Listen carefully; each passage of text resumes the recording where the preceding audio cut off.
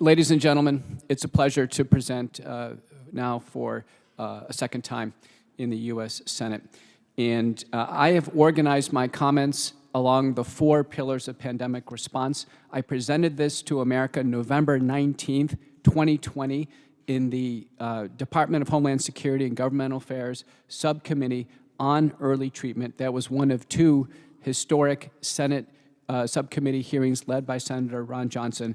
And in that hearing, I presented the concept that our country should have always had a balanced approach to responding to the pandemic along 4 major principles. The first is to limit the spread of the virus. We quickly learned that this virus was a respiratory virus, that it spread from someone who is sick with symptoms to someone who's susceptible, who could actually acquire the infection and they themselves become symptomatic. We learned early on that the virus is not spread from an asymptomatic person to another asymptomatic person. It was always symptomatic to susceptible person. And for those reasons, we had an opportunity on contagion control, but our efforts to do so were extremely limited. You can see the type of effort to limit the spread of control regarding hand sanitizer.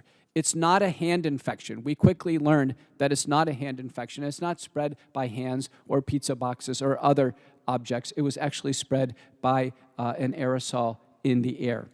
And later on in this proceedings, we've asked Dr. Bhattacharya from Stanford to present a brief video on the Great Barrington Declaration because he led that effort with others that addressed some fundamentals on pillar number 1. Pillar number 2 is the pillar of early treatment. And I think everyone in this room could understand there are only 2 bad outcomes with COVID-19, hospitalization and death.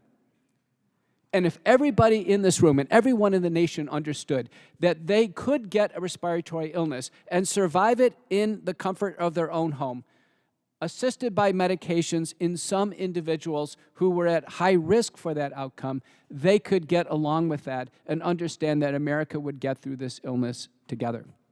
And as we sit here today, there are 217,000 papers in the peer-reviewed published literature in PubMed.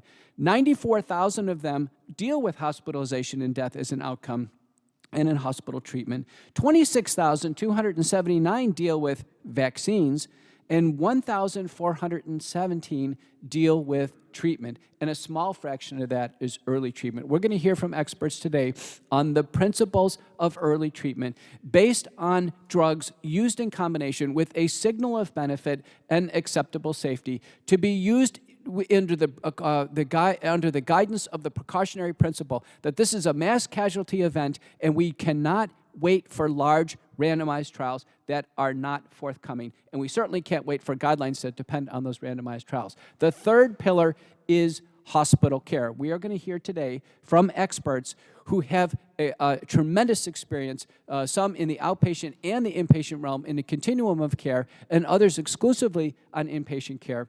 But I can tell you, as a doctor, making an observation, being in a large academic medical center, currently in Dallas, Texas, but also throughout my career, to this day, we're 2 years into the pandemic, there is not a single hospital in America that is holding itself out as a center of excellence for the treatment of COVID-19. Yet those same very medical centers hold themselves out as experts in cardiovascular care or cancer care. There's still not a single academic medical center there in the United States today that has an early treatment program or even has continuity of care of patients going from the outpatient to the inpatient and back to the outpatient realm. The fourth pillar is vaccination.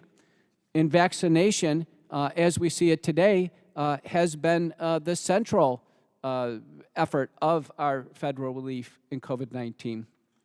And we're going to have a very careful review of vaccination. In fact, mass discrimination. Another term that applies to that is indiscriminate vaccination. Now, I can tell you, speaking for the doctors around this table, we widely use vaccines as part of our clinical practice. This is a part of medicine. It is a standard accepted part of medicine. We have over 70 vaccines that are used in clinical practice, and they do work to help prevent the binary outcome of to getting a disease, particularly a disease that is a low prevalence disease or a disease that one yet has not acquired. But never in human history have we widely applied vaccinations into the middle of a widely prevalent pandemic where people are falling ill, recovering, and falling ill again. And we will hear about vaccines and their role in pandemic response. So I've set the table. These are the 4 pillars of pandemic response, and I'll turn it back over to Senator Johnson.